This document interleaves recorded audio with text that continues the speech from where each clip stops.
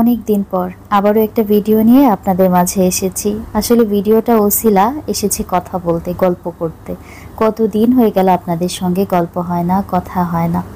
আসলে আমি না এই ইউটিউব জার্নিটা ছিল আমার আসলে ইমোশনাল একটা অ্যাটাচমেন্ট। এটা কখনোই আমি প্রফেশনালি নিইনি। আমার ভালো লাগতো কাজ করতে, তখন অনেক অনেক ভিডিও বানিয়েছি। এখন কেন জানি না, ভিডিও বানিয়ে রেখে দিলেও ভয়েস ওভার করে যে আপনাদের সঙ্গে শেয়ার করব সেটা মন টানে না। আর মাঝখানে যখন দেশের অবস্থা খুব একটা ভালো ছিল না, ওই সময়টাতেই মূলত এই ভিডিওটা আমি বানিয়েছিলাম। কিন্তু ভয়েস ওভার করে যে আপনাদের সঙ্গে শেয়ার করব সেই এনার্জিও ছিল না, মন মানসিকতাও আসলে ছিল না। তারপরও অনেকদিন লেট হলেও আপনাদের সঙ্গে আবারও ভিডিও কন্টিনিউ করব ভাবছি। আপনারা কি আমার কথা মনে রেখেছেন নাকি ভুলে গেছেন আমাকে? মাঝে মাঝে কি মনে হয় জানেন, একজন ক্যামেরাম্যান যদি থাকতো, সারাদিন কি পরিমাণ যে কাজ করি সেগুলো যদি সে ধারণ করতো, তাহলে দিনে একটা না অন্তত 10টা ভিডিও আপনাদের সঙ্গে শেয়ার করা যেত কাজ দেখিয়ে। তবে এইসব কথাগুলো না কেবলই অজুহাত। যারা ভিডিও শেয়ার করছে রেগুলার, তারা কিন্তু অনেকেই একা একাই ভিডিও করছে, একা একা এডিট করছে, আর ভয়েস ওভার করছে, শেয়ারও করছে। আসলে কেন জানি না, হঠাৎ করে ধৈর্যহারা হয়ে গেছি। আর যখনই ডিসাইড করি যে না এবার রেগুলার ভিডিও দিব, তখন দেখা যায় কি কোনো না কোনো একটা অকারেন্স হয়।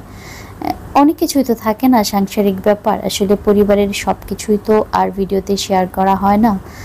তাছাড়া দেখা যায় বাচ্চাদের পরীক্ষা চলে আসে, কোথাও যাওয়ার হয়তো ডেট চলে আসে, বা পরিবারের কেউ অসুস্থ হলো, এরকম অনেক কিছুই ঘটে যায়। তখন দেখা যায় আর ভিডিও করার এনার্জি থাকে না।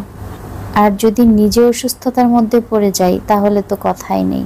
মাঝখানে আবার আমার হাজব্যান্ডের পায়ে হাঁটুতে ছোট্ট একটা টিউমার হয়েছিল, সেটা অপারেশন করাতে গিয়ে মাঝখানে প্রায় 1.5-2 মাস পর্যন্ত আমার যে কি ব্যস্ততার মধ্যে কেটেছে। ও একদম বিছানায় শোয়া ছিল 20-25 দিনের মতো। আমার ওকে সব কিছু করে দিতে হয়েছে, ইভেন হচ্ছে যে প্রতিবেলা মুখে তুলে খাইয়ে দেওয়া পর্যন্ত করতে হয়েছে, ওয়াশরুমে নিয়ে যেতে হয়েছে। তো ওই একটা মাস কাটানোর পরে আমার মনে হয়েছে যে এখন অন্তত একটা মাস আমার রেস্ট করা উচিত। তো আমার হাজব্যান্ডও তাই বলছিল যে এখন 1 মাস তুমি রেস্ট করবা আর আমি তোমার সব কিছু করে দিব। আমার বারান্দাটা না ভীষণ এলোমেলো হয়েছিল গাছপালাতে, তো কিছু গাছ আমি মাঝখানে কমিয়েও ফেলেছি।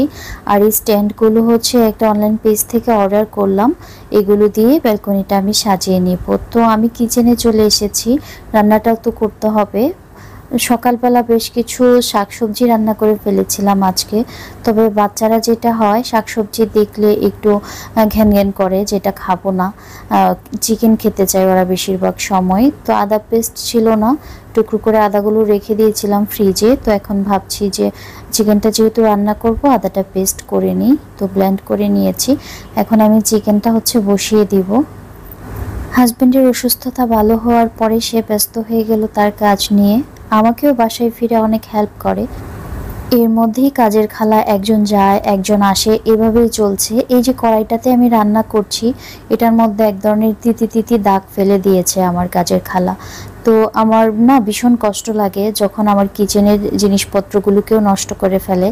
একটা মাস আমি তাকে চুলা পরিষ্কার করতে দিয়েছি, কিচেনের যত জিনিসপত্র আছে আমি এদিকে এতটা নজর দিইনি, তাকেই দিয়েছি পরিষ্কার করার জন্য বা মাজার জন্য। তো পরিশেষে আমি যেটা ফলাফল দেখলাম, আমার চুলাটা একদম দাগ ফেলে দিয়েছে, আমার বাসনগুলোতে একদম তিতির মতো দাগ পড়ে গিয়েছে। তো এই জিনিসপত্রগুলো না, কিচেনের প্রত্যেকটা জিনিসপত্রই প্রত্যেকটা মেয়ের কাছে না অনেক বেশি প্রিয়। তো যে যেরকমভাবে রাখতে চায় আর কি। তো আমি তো এগুলোকে খুব যত্ন করে রাখি। যেহেতু এগুলোতে দাগ টাগ পড়ে গিয়েছে, তা আমি তাকে খুব ভালোভাবেই বলে দিয়েছি যে খালা, আমি আসলে সারাদিনের জন্য মানুষ খুঁজছি, তো তো আপনি বরং কাজটা ছেড়ে দেন, অন্য কোথাও কাজ দেখে নেন। এভাবে তো আর বলতে পারি না যে আপনি নষ্ট করে ফেলেছেন সব কিছু, তাই আপনাকে বাদ দিয়ে দিচ্ছি। তো আমারও খারাপ লাগে মুখে মুখে এরকম বলতে। তাছাড়া সে আমার বাসায় এতগুলো কাচের প্লেট বাটি সব কিছু ভেঙে ফেলেছে। ভেঙে ফেলার পর যদিও সে ভয় পেয়েছে, অনেকগুলো লুকিয়েও ফেলেছিল। পরে আমি যখন ভাঙা টুকরোগুলো পেলাম তখন জিজ্ঞেস করলাম, সে বলে আমি জানি না কিভাবে ভেঙে গেল। আসলে কি বলবো, মানুষ অন্যের বাসায় কাজ করতে আসলে ওইটাকে তো আর নিজের মনে করে না, যেন তেন করে কাজ করে একভাবে তাড়াতাড়ি চলে যাবে এরকম একটা ইয়েতে থাকে। এই জন্যই হয়তো এরকমটা হয়। তবে জিনিসগুলো যেহেতু আমার অল্প অল্প করে একটু একটু করে যত্ন করে কেনা, তো কষ্টটাও কিন্তু আমারই লেগেছে। আমার একটা ডিনার সেটের 6টাই তো প্লেট থাকে, এর মধ্যে 3টা প্লেট সে একদিনে ফেলে দিয়ে ভেঙে ফেলেছে। মানে আমার এত খারাপ লেগেছে, কিন্তু তারপর আমি তাকে কোনো কিছুই বলিনি। শেষে আসলে অপারগ হয়ে যখন দেখলাম যে না আর পারছি না, এভাবে চলতে থাকলে আস্তে আস্তে সংসারের সব জিনিস নষ্ট হয়ে যাবে, তারপর বাধ্য হয়েই খালাকে না করে দিলাম। এখানে একটা প্লেটে আয়ানের জন্য খাবারটা আমি বেড়ে দিচ্ছি। ও বলছিল ক্ষুধা লেগে গিয়েছে, এজন্য ওকে আজকে আগেভাগেই খাবার দিয়ে দিচ্ছি। আমার হাজব্যান্ড আসবে বাইরে থেকে দুপুরে খাওয়ার জন্য, তো আমরা 3জন একসাথে বসেই খাবো। তো আয়না দিয়ান আবার দেখলাম ওর বাবাকে ফোন দিচ্ছে, কি যেন বলছে জানি না। তো আমি আয়ানকে খাবারটা দিয়ে আসলাম। আর এদিকে সোফার টেবিলটার উপরে এত ধুলা জমেছে, কোত্থেকে যে দুনিয়ার এত ধুলা আসে। তো ভাবলাম যে টেবিলটা একটু পরিষ্কার করে রেখে তারপরে আর কি গোসলে যাব। বাচ্চার যেদিন স্কুল কোচিং না থাকে ওই দিনটা যে আরো বেশি প্যারাময় যায়। মানে বাসায় না থাকলে যদি বাইরে থাকে দেখা যায় যে জিনিসটাই রান্না করি আসলো হুট করে, এসে খেয়ে ফেললো, তারপর আবার কোচিংয়ের জন্য রেডি হলো চলে গেল। এরকম করলে না কোনো ঝামেলা করে না। তবে বাসায় যদি থাকে আমি এটা খাবো না, ওইটা খাবো না, এটা ভালো লাগে না, ওইটা খেতে ইচ্ছা করে না, এরকমটা বায়না করার অনেকটুকু সময় পায়, তো তাই বায়না করে আর কি। লাইফটা ওর এত টাইট শিডিউলের মধ্যে পড়ে গিয়েছে, সকাল 7টার সময় স্কুলে যায়, আসে 12:30টায়। 12:30টায় এসে গোসল করতে করতে দেখা যায় 1টা বেজে যায়। 1টা থেকে 2টা পর্যন্ত এই 1টা ঘন্টা খায়, খাওয়ার পরে একটু টিভি দেখতে বসে, কিছু হোমওয়ার্ক যদি কোচিংয়ের বাকি থাকে করে। তারপর 2:30টার দিকে কোচিংয়ে যায়, 5:30টায় ফিরে আসে। আর ওর বাসার টিচার চলে আসে 6টার মধ্যে, 8টা পর্যন্ত পড়ায়, এরপর তো বাসার পড়া আছেই। তো এভাবেই চলছে জীবন। আর এই যে দেখেন বাচ্চাদের প্যারা, বললাম না যে কি পরিমাণ প্যারা দেয়।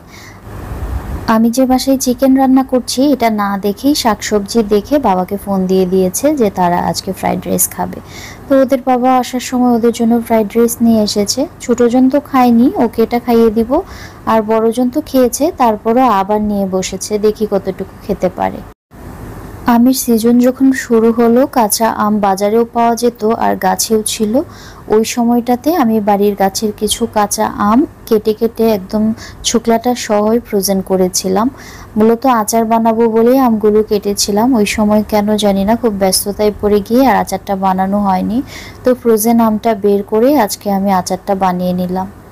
আর এদিকে আমার ছেলের যেহেতু আজকে কোচিং নেই, স্কুল নেই, তাই বারান্দা গোছানোর কাজটাও সে নিজের কাঁধেই তুলে নিয়েছে। আমিও ভাবলাম যে আচ্ছা বেঁচেই গিয়েছি, ও যেহেতু নিজে থেকে করছে, আর এই ধরনের কাজগুলোতে আমি সবসময় ওদেরকে ইনভলভ করতে চাই। এই টাইপের কাজগুলো যদি বাচ্চাদের দিয়ে করানো যায় বা বাচ্চারা যদি এগুলো করতে পছন্দ করে, ওদের ডিভাইস আসক্তিটা অনেক গুণ কমে যায়। আমি নিজেই এটা পরীক্ষা করে দেখেছি।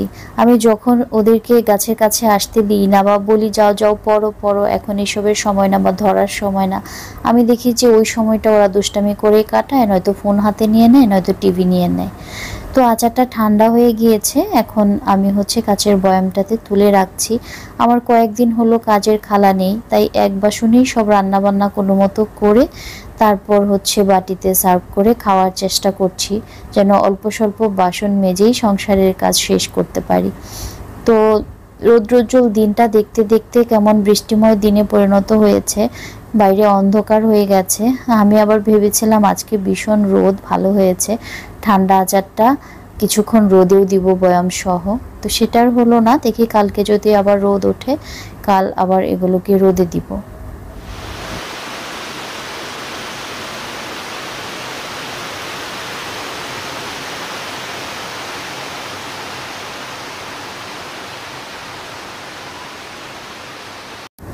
বৃষ্টির এই শব্দটা না অসাধারণ। বৃষ্টির এই শব্দটা যখন শুনি তখন শুধু চুপটি করে শুনতেই ইচ্ছা করে। আর বাইরের ওয়েদারের কালারটা এত সুন্দর আসছিল ক্যামেরাতে, আমি দৌড়ে গিয়ে আমার আচারটা নিয়ে আসলাম। ভাবলাম যে দেখি তো ক্যামেরাতে এখন আচারের রংটা কেমন লাগছে, আর একটুখানি আচার আমি খাবো, সেটা বাটিতে তুলে রেখেছিলাম। দেখেন কি সুন্দর লাগছে এই ঠান্ডা ঠান্ডা ওয়েদারে আচার খাওয়া, কিন্তু খিচুড়ি আর গরুর মাংসের সঙ্গে ভীষণ ভালো লাগতো। এরপর আবার তাদের জন্য কেক আসলো। আর কেক আসার কাহিনীটা হলো, হঠাৎ করে টেস্ট্রিটে কেক দেখে কান্নাকাটি শুরু করলো, তার কেক খেতে হবে। তারপর অনলাইনে অর্ডার করে ওখান থেকেই ছেলে এসে বাসায় দিয়ে গেল। আর তার নামের স্পেলিংটা এখানে ভুল, কারণ ফোনে বলতে হয়েছিল যে নামের স্পেলিংটা কিভাবে লিখবে। আজ বিকেলে আর আলাদা করে বাচ্চাদের জন্য কোনো নাস্তা রেডি করতে হয়নি, কারণ দুই ভাই মিলে কেক খেয়ে পেট ভরে ফেলেছে। তো এরপর একটু বাইরে যাওয়ার প্ল্যান করছিলাম, বাসার জন্য আসলে একটা টিভি কিনবো, আর সেজন্যই বাইরে যেতে চাইছিলাম সকাল থেকেই। তবে সংসারের কাজ টাজ না গুছিয়ে হুট করে বাইরে আসলে চলে যাওয়া যায় না। আজকে অনেক দিন পর এমন একটা দিন পেয়েছি যেদিন বাচ্চার স্কুল নাই, আবার কোচিংও নাই, আবার প্রাইভেট টিউশনেও নাই। তো ওদেরকে নিয়ে বের হয়ে গেলাম। প্রথমে হচ্ছে টিভির দোকানে যাওয়ার কথা থাকলেও আমরা হচ্ছে একটু জুতার দোকানে চলে আসলাম, কারণ আমি একটু খোলা জুতা কিনতে চাইছিলাম। আমার ম্যাক্সিমাম জুতাগুলো দেখা গেছে যে একটু শু টাইপের, তো পা খুলে যে জুতা পরবো গরমের মধ্যে ওইরকম জুতো খুব একটা নাই। তো এখানে নিতে এসেছি, আর আমিও দেখছি আমার জন্য জুতো, আর আদিয়ানের জন্য একটু জুতো দেখছিলাম। ও ঘুরে ঘুরে ওর মতো করে এখন পছন্দ করতে পারে। ম্যাক্সিমাম মেয়েদেরকে যদি আপনি জিজ্ঞেস করেন যে তোমার কি করতে ভালো লাগে, আমি নিশ্চিত সে উত্তর দিবে যে আমার শপিং করতে ভালো লাগে, ঘুরতে ভালো লাগে। আমিও কিন্তু তার ব্যতিক্রম না, আমিও হয়তো এই দুইটা উত্তরই দিব, বা আগে দিতাম আর কি। এখন এর সঙ্গে আরও বেশ কিছু কথা যুক্ত হয়েছে, যেহেতু আমি বাচ্চার মা। তো এদিক থেকে আমার হাজব্যান্ড বরাবরই বলে যে আদিয়ান তোমার মতো হয়েছে, খালি শপিং করতে পছন্দ করে। আর আদিয়ান আজকাল যেটা করে যে ও যদি শপিং মলে আসে তো নিজে নিজের জিনিসগুলো পছন্দ করে, যে ওর পায়ে যে জুতোটা পরানো হচ্ছে, তো আমরা দুজন মিলে এই জুতোটা ওর জন্য বেশ পছন্দ করছিলাম যে এই জুতোটা সুন্দর লাগছে। সে গাল ফুলিয়ে রেখেছে, কিছুতেই তার এই জুতো পছন্দ হচ্ছে না। তার একটা ফুটবলের জুতো পছন্দ হয়েছে, যেটা সে নিতে চায় আর কি।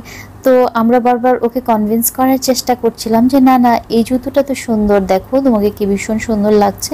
তো ও বলছিল এই জুতোটা ভীষণ ভারী লাগছে তার কাছে। পরে তার পছন্দ করা জুতোটাই তাকে পরানো হচ্ছিল, সে যেটা নিতে চায় সেটাই নিক, নইলে আবার মন খারাপ হয়ে যাবে।